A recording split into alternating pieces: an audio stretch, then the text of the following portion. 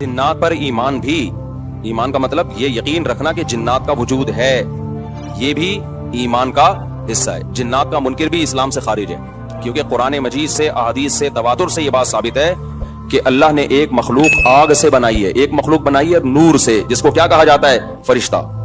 اردو میں، فارسی میں فرشتہ، انگلش میں اینجل، اور عربی میں ملک۔ عربی میں کیا کہتے ہیں؟ ملک، جس کی جمع ملائکہ ہوتے ہیں، ملائکہ بہت آتا ہے نا قرآن مجید میں۔ تو گورے بھی مانتے ہیں اس کو، کیونکہ یہ تو آسمانی کتابوں سے، تواتر سے ثابت ہے۔ تو اب یہ فرشتہ چونکہ مادی مخلوق نہیں ہے، تو ہمیں وہ مخلوق نظر نہیں آتی۔ اب سائنس کا یہ کہنا ہے، سائنس تو یہاں تک کوئی سائنس مادی چیزوں پہ تحقیق کر سکتی ہے بھائی جان، کچھ چیزیں سائنس کی دسترس سے کیا ہے؟ خارج ہے۔ اگر وہ دلائل سے ثابت ہو جائیں، دوسرے دلائل سے، تو ان کو مان لیا جائے، نہیں ثابت ہو تو نہیں مانا جائے۔ اب سارے پیغمبروں نے فرشتوں کے وجود کا بتایا ہے، حضرت موسیٰ، عیسیٰ علیہ السلام، موسیٰ علیہ السلام، داؤد علیہ السلام، تواتر سے۔ تبھی یہود و نصارہ اور مسلم سارے متفق ہیں کس کے وجود پر؟ فرشتوں کے۔ اسی طرح اللہ نے ایک مخلوق کو آگ سے بنایا، اس کو کیا کہا جاتا ہے؟ جن۔ چونکہ وہ انسانوں سے چھپی ہوئی ہے، اس لیے اس کو کیا کہا جاتا ہے؟ جن۔ جن چھپی ہوئی چیز کو کہتے ہیں۔ مجنون کسے کہتے ہیں؟ جس کی عقل چھپی ہوئی ہو، پردہ پڑ گیا ہو، دیوانہ ہو گیا ہو۔ جنین اس بچے کو کہتے ہیں جو ماں کے پیٹ میں ہو، وہ بھی چھپا ہوا ہوتا ہے نا۔ فلما جن علیہ اللیل، قرآن کہتے ہیں جب رات چھا گئی، اندھیرا کر دیا رات نے، تو ہر وہ چیز جو چھپی، جنون اسی سے نکلا ہے۔ جنون پاگل ہو گیا نا، گویا دماغ ہی غائب ہو گیا ہے، ٹھیک ہے نا۔ تو ہر وہ چیز جو چھپی ہوئی ہوتی ہے نا، اس میں جیم ڈبل نون والا مادہ پایا جاتا ہے۔ تو جن کو بھی جن اس لیے کہتے ہیں کہ وہ ہوتا ہے لیکن نظر بولو نہیں آتا۔ تو اس کے بارے میں ہمارا عقیدہ کیا ہے جو اسلام نے ہمیں بتایا ہے؟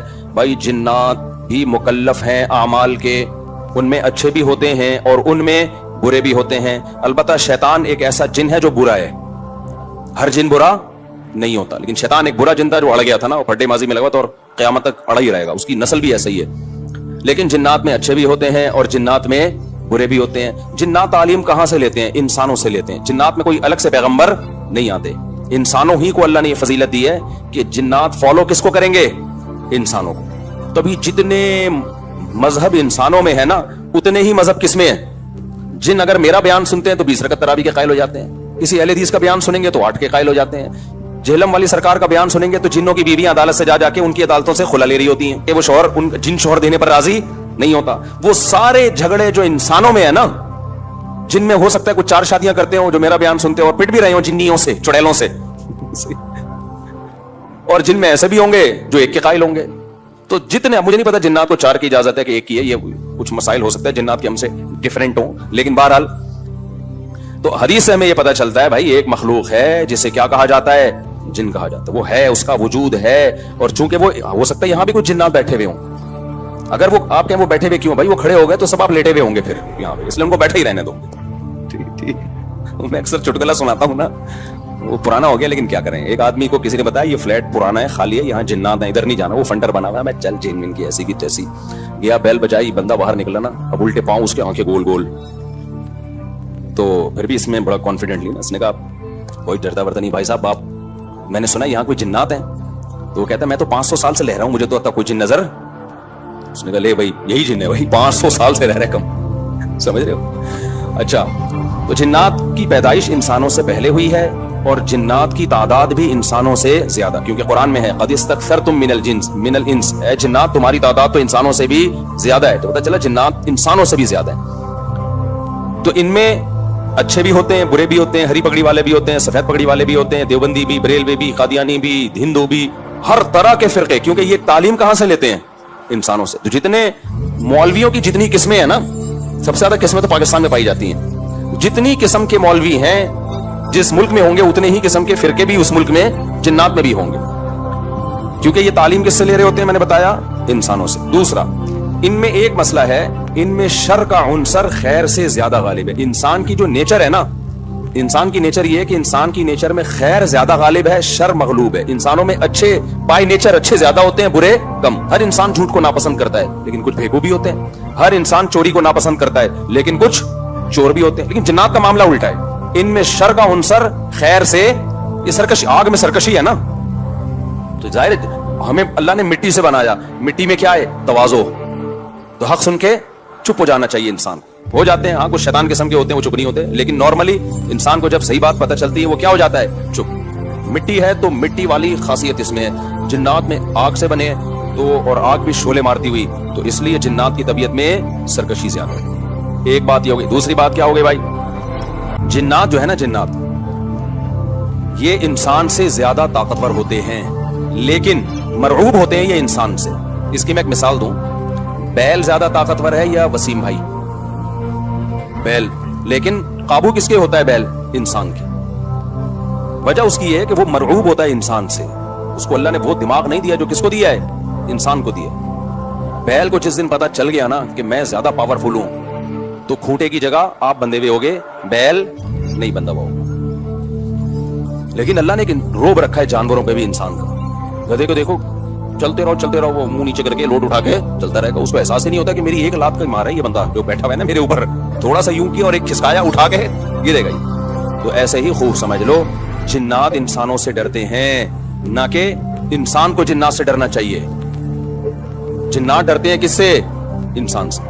لیکن ہوا یہ کہ قرآن سے یہ بات ثابت ہے. سورہ جن میں اللہ نے فرمایا وَأَنَّهُ كَانَ رِجَالٌ مِّنَ الْإِنسِ يَعُوذُونَ بِرِجَالٍ مِّنَ الْجِنِّ فَزَادُوهُمْ رَهَقًا. جنات انسان پہ سرکش ہو گئے, شرارتیں کرنے لگے. ادھر سے بندہ اٹھا کے ادھر کر دیا, ادھر سے اٹھا کے ایک صحابی کو جن اٹھا کے لے گئے تھے.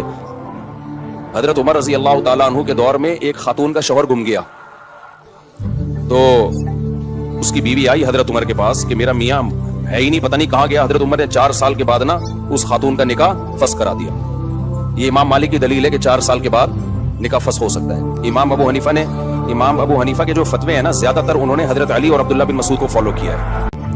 وجہ اس کی یہ ہے کہ وہ کہتے تھے کہ یعنی جو اس بارے میں حناف کہتے تھے حضرت علی نے تینوں خلفاء کا زمانہ بھی دیکھا ہے اور نبی کا زمانہ بھی, تو ان کا علم باقی تینوں خلفاء سے زیادہ ہے. اس لیے فقہ حنفی میں حضرت علی اور عبداللہ بن مسعود کو بہت ترجیح دی گئی ہے.